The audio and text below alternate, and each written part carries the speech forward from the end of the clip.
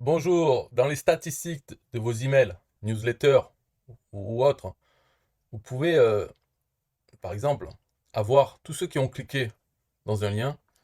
Donc on ne peut pas ordonner la liste là par les colonnes.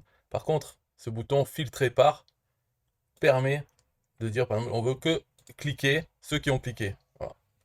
Et là, ça redescend à 20 emails, 20 qui ont cliqué. Ou ceux qui n'ont pas cliqué. Donc on a plein. On peut dire, par exemple, ceux qui ont ouvert et qui l'ont marqué en spam. Bon, il n'y en a pas, heureusement. D'ailleurs, il y en a zéro qui ont marqué en spam, donc ça serait pareil. Euh, voilà, c'est là. Et les bounce, par exemple. Bounce, donc qui ont ouvert et en bounce, il y en a zéro, c'est sûr. Si j'enlève le ouvert, que les bounce, il y en a tout ça. Il y en a 9. Alors, ce qu'il faut savoir, moi personnellement, eux, je risque de les virer.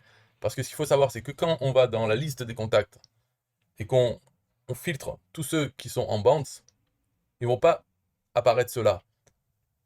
Vous comprenez? C'est-à-dire que dans la liste des contacts, on met tout en bas le statut du contact. Si on les met en bounce, ça veut dire bien sûr que en fait, leur adresse email ne fonctionne pas. En tout cas, quand on leur envoie un email, nous, hein, le serveur d'email, leur serveur d'email, répond oh non, on peut pas, il n'y a pas moyen qu'on accepte cet email. Mais dans la liste des contacts, comme ça, on n'a pas tous qu'on peut avoir. Quand on envoie une newsletter, il y a des gens qui sont en bounce et on ne les retrouve pas dans la liste des contacts. Ce qui fait qu'on envoie des newsletters ou des campagnes email et ils n'apparaissent pas en bounce, on ne peut pas les virer. Donc ça nous augmente notre taux de bounce, qui n'est pas bon parce que ça nous pénalise. Il y a plusieurs groupes dans System.io selon nos statistiques d'envoi d'email. Pour les spams, le nombre d'ouvertures, le taux de bounce, voilà.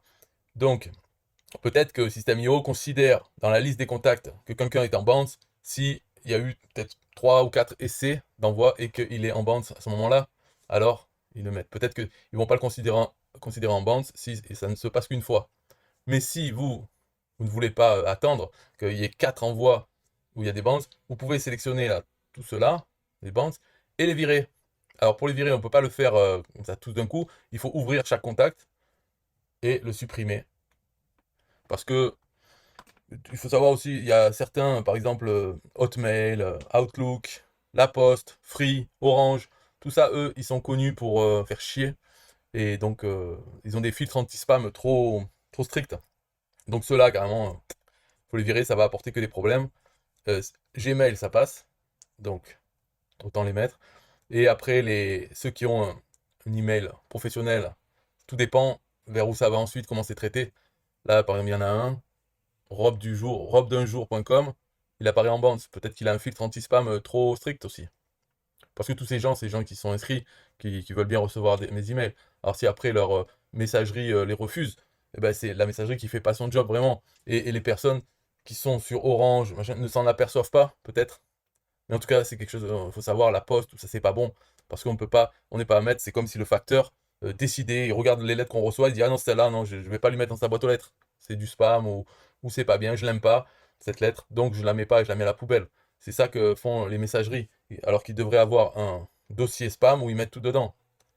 À part si vraiment ils le voient comme du spam, ça va finir en spam, ça ne sert à rien, style le Viagra et des choses comme ça. Et quoique, parce que même ça, peut-être qu'on s'est inscrit pour une newsletter de Viagra. Donc ils devraient faire un meilleur travail. Mais le mieux, c'est de ne pas les utiliser. Utiliser Gmail, qui sont quand même plus professionnels, ils ont des milliards d'emails chaque jour. Ils savent mieux gérer que la poste.net, truc de merde. Et vous, dans votre compte System.io, ça va vous apporter des soucis. C'est tout. Et si les gens veulent vraiment recevoir vos emails, ils ont qu'à changer de boîte ou mettre voilà, prendre un autre et le mettre dans votre truc. S'ils ne savent pas, tant pis pour eux, on s'en fout. C'est la loi des grands nombres. Il y a plein de gens qui ont des Gmails, ça suffit. C'est pas la peine d'aller vraiment chaque contact. S'ils sont sur la poste.net, c'est leur souci. Voilà, c'est tout pour cette vidéo. Bye bye.